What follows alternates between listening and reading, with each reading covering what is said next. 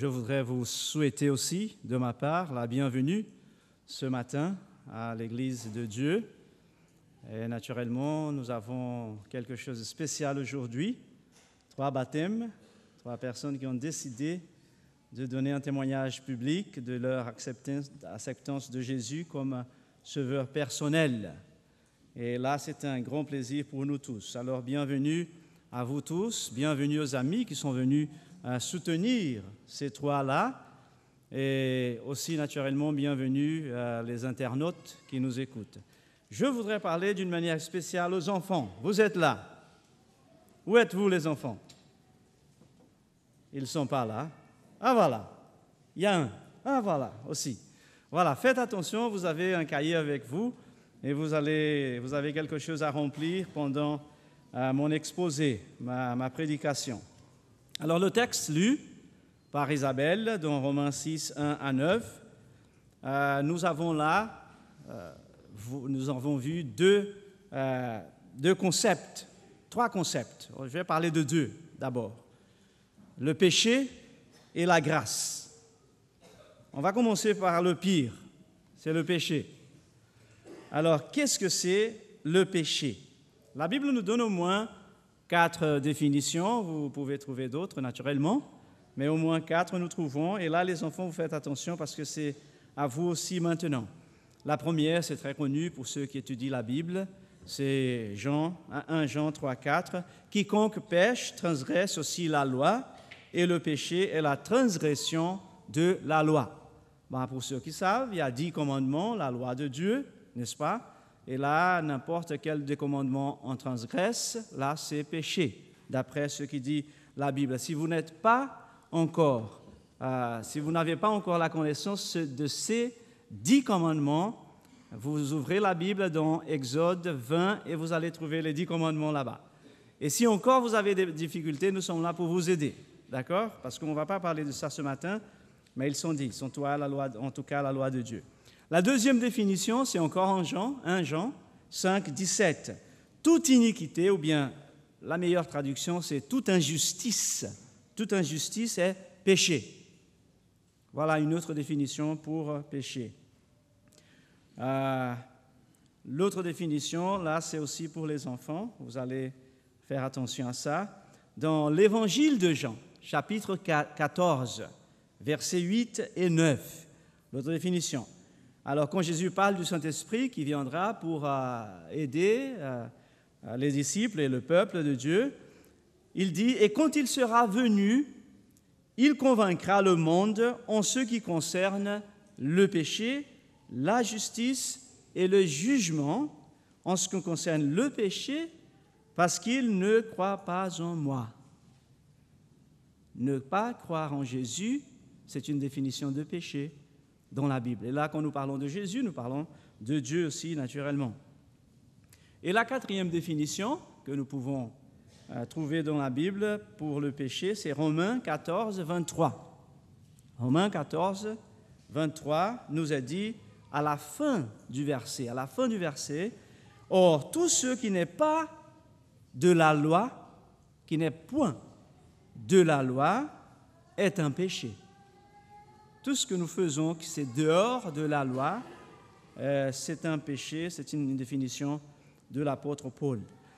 Alors quand Paul commence à lire, à écrire ces versets dans Romains 6, le verset 1, il vient du verset 5. Naturellement, la Bible, quand elle a été écrite, il n'y a pas de chapitre, il n'y avait pas de verset.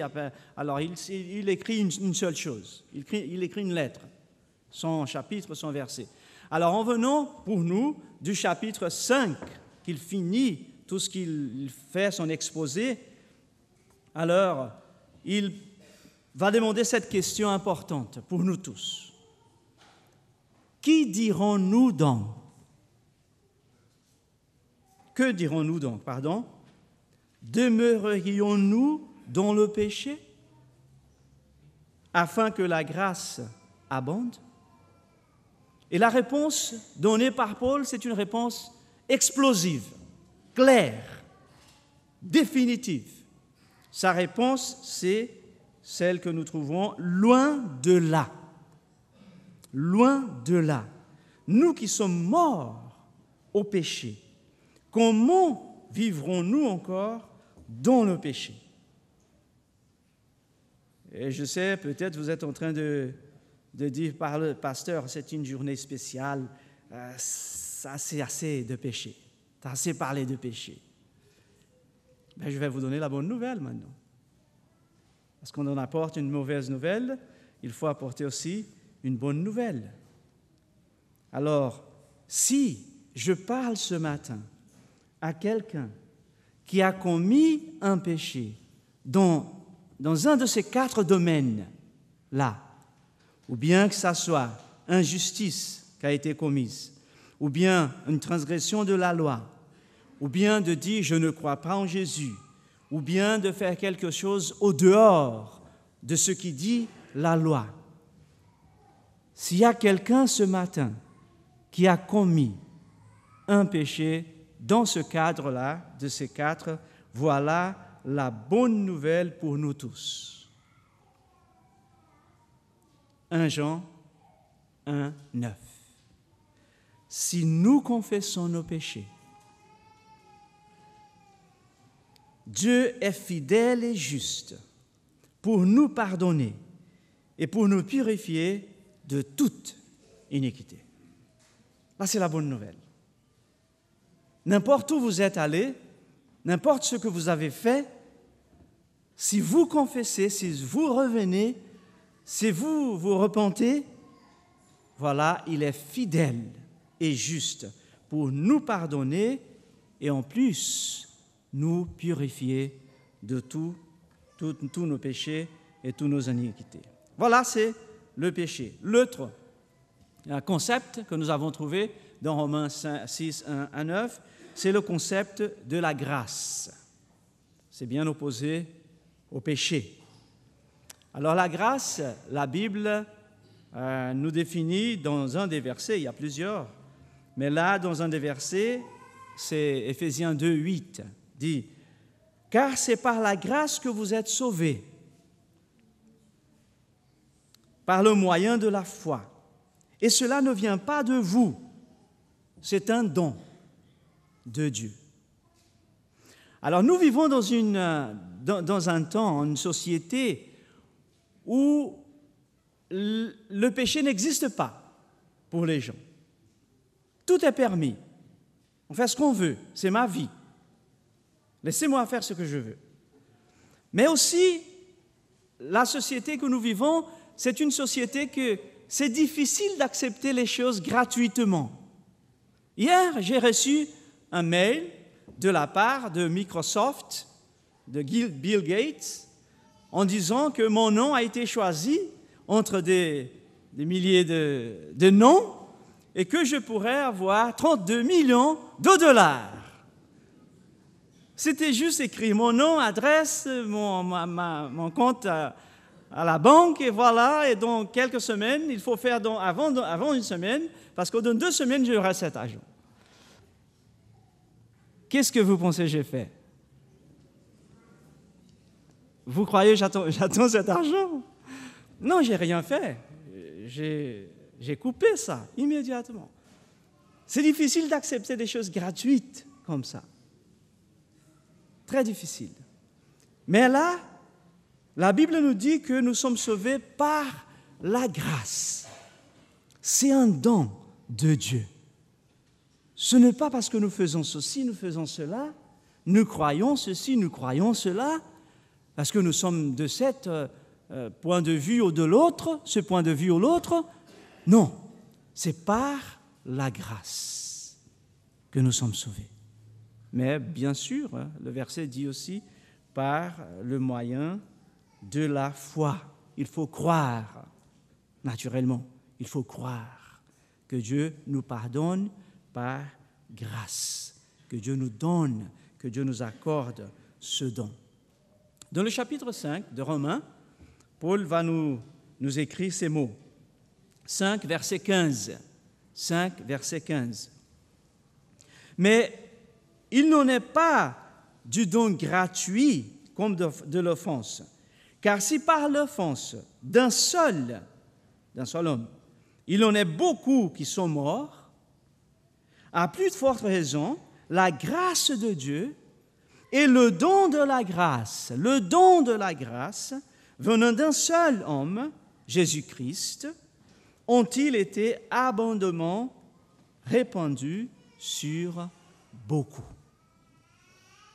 Comme par un homme, Adam, le péché est entré, alors par Jésus, la grâce et le salut est aussi accordé à tous ceux qui croient. Alors, deux concepts, péché et grâce. Jésus nous pardonne, par la grâce, il nous sauve. L'autre concept que nous trouvons dans le chapitre 6, versets 1 à 9, c'est le concept du baptême. Le troisième concept, le baptême. Et le verset 3 nous dit « Ignorez-vous que nous tous qui avons été baptisés en Jésus-Christ, c'est en sa mort que nous avons été baptisés. » Alors nous allons trouver quelle est la relation entre ces trois choses, péché, grâce, avec le baptême. Alors la relation du péché avec le baptême, nous trouvons trois dans le même chapitre, Romains 6, 1 à 9. Parce que alors, les enfants, c'est pour vous aussi. Alors, les trois choses que nous trouvons en relation entre le péché et le baptême. Le verset 6 dit « Pour que nous ne soyons plus esclaves du péché. »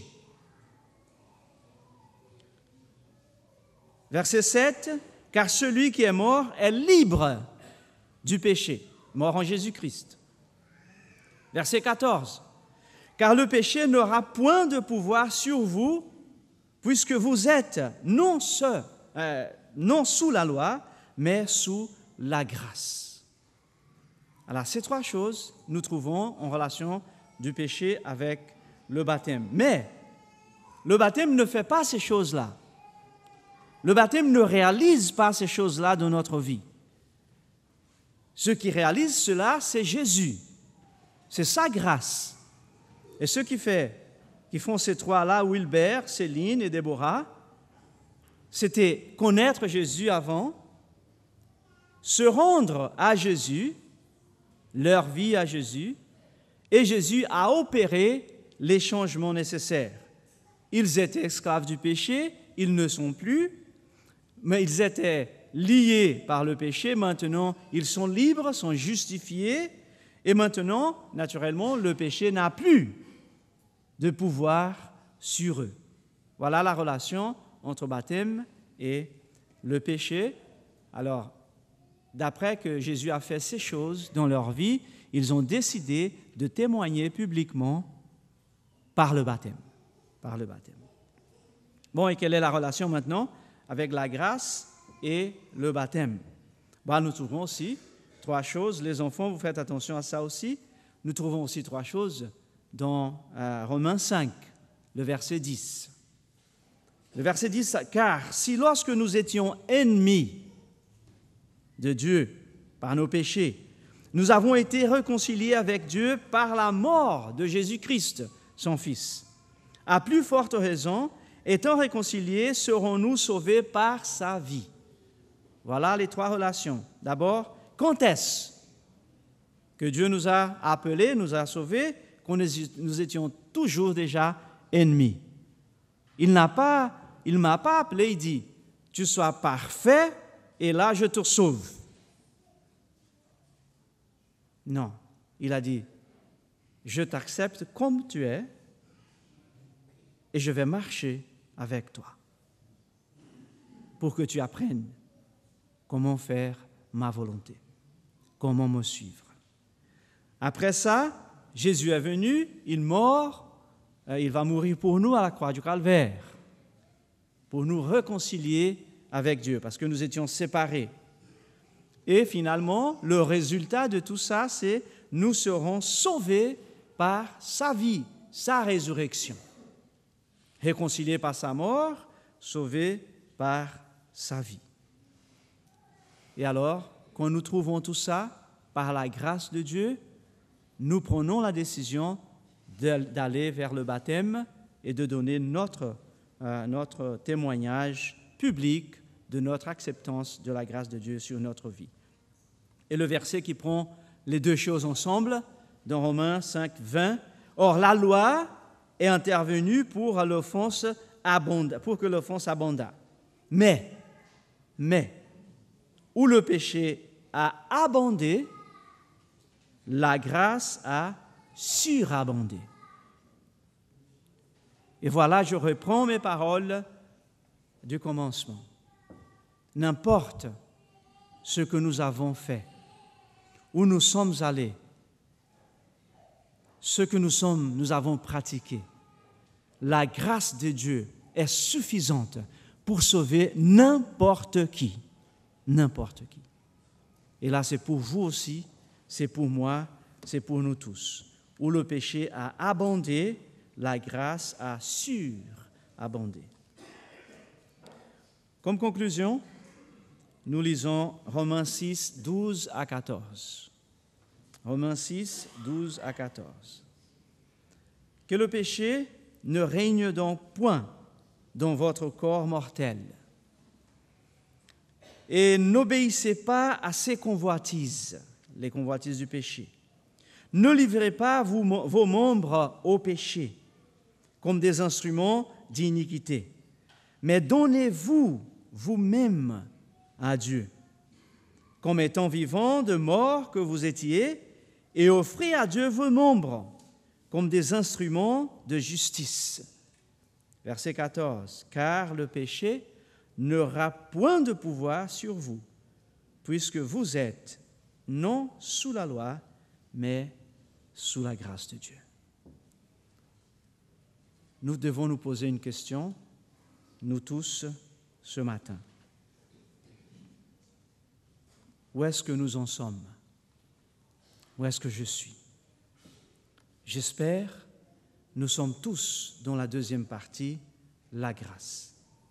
Mais si par hasard, il y a quelqu'un qui n'a pas encore compris ça ce matin, quelqu'un qui se trouve encore dans ces 4 définitions du péché, Jésus est en train de vous offrir sa grâce maintenant.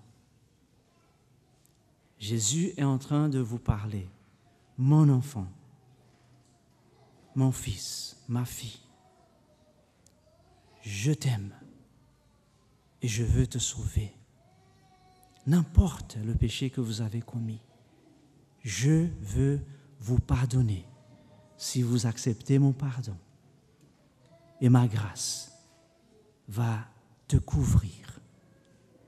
Et par la vie de Jésus, tu es, tu seras sauvé. C'est ça que Jésus vous offre. C'est ça que Jésus nous offre ce matin. Et j'espère, nous serons capables de dire, oui, Seigneur, j'accepte ta grâce. Au nom de Jésus. Amen.